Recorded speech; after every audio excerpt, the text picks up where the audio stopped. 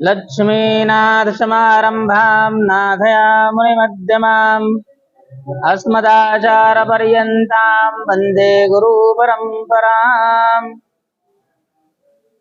ध्यानमूलं गुरुमूर्ति पूजामूलं गुरुपदम् मन्त्रमूलं गुरुवाक्यं मोक्षमूलं गुरुकृपा।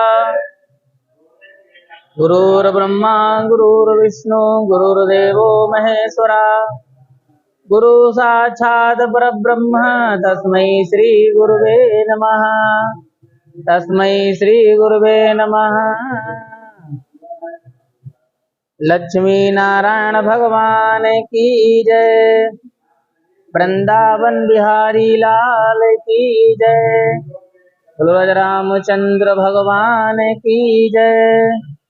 तो एकादशी महारानी की जय। श्रीमन्नारायण नारायण नारायण भजमन नारायण नारायण नारायण श्रीमन्नारायण नारायण नारायण। तो आज जो है आज वैशाख मास के कृष्ण पक्ष की कथा जो है वो कुछ इस प्रकार से है।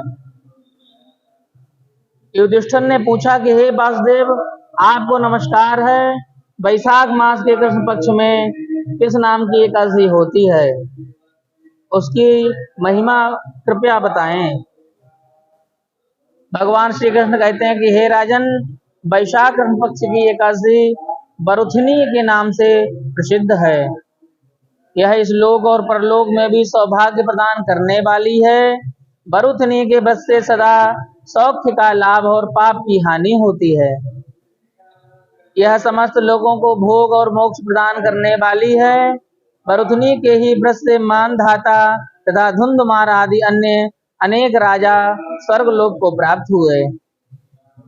जो 10,000 वर्षों तक तपस्या करता है उसके समान ही फल बरुथनी के व्रत करने से प्राप्त हो जाता है। हे नृपश्रेष्ठ, घोड़े के दान से हाथी का दान श्रेष्ठ है और भूमि का दान उससे भी बड़ा श्रेष्ठ है।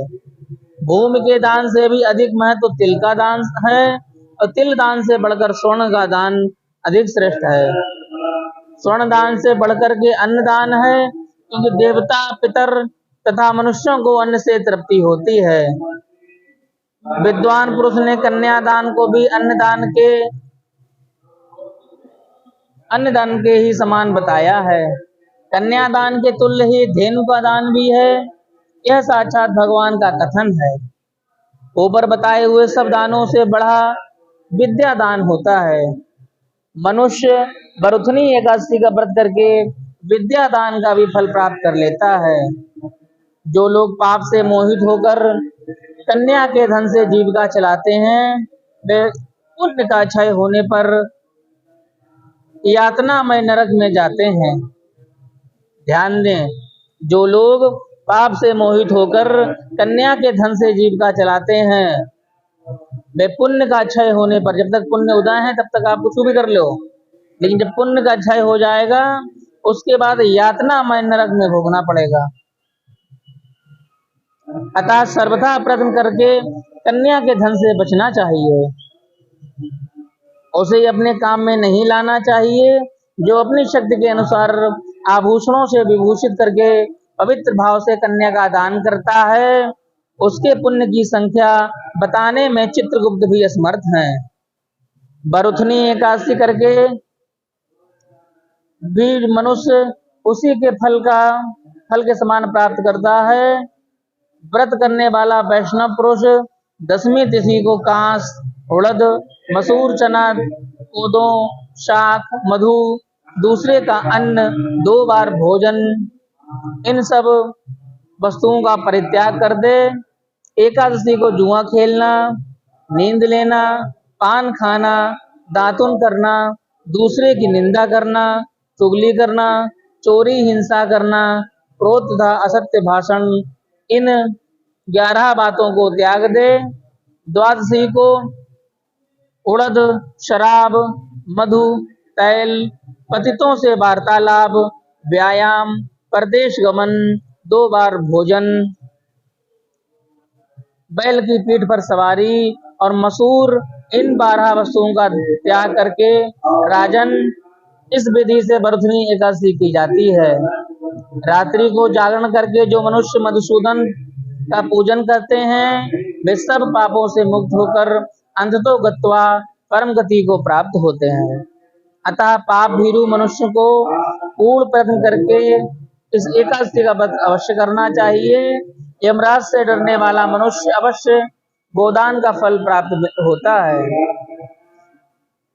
और मनुष्य सब पापों से मुक्त होकर के विष्णु लोक में प्रतिष्ठित होता है।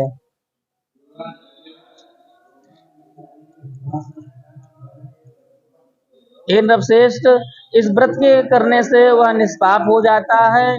दिव्य देह धारण कर कर गरुण पर आरूढ़ होकर सब प्रकार के उपद्रवों से रहित से विष्णु धाम को चला जाता है। इस प्रकार यह वरुथनी व्रत बहुत उत्तम है। इसके पढ़ने अथवा सुनने से सहस्र गोदान का फल प्राप्त होता है। इसी के साथ में ये जो वैशाख कृष्ण पक्ष एकादशी का महात्म्य की कथा जो है वो यहीं पर संपन्न होती है। शेष आगे की कथा जो है वैशाख शुक्ल पक्ष की वो अगली एकादशी को सुनाई जाएगी। तो एकादशी महारानी की जय, वृंदावन बिहारी लाल की जय, लक्ष्मी नारायण भगवान की जय। श्रीमन्नारायण नारायण नारायण।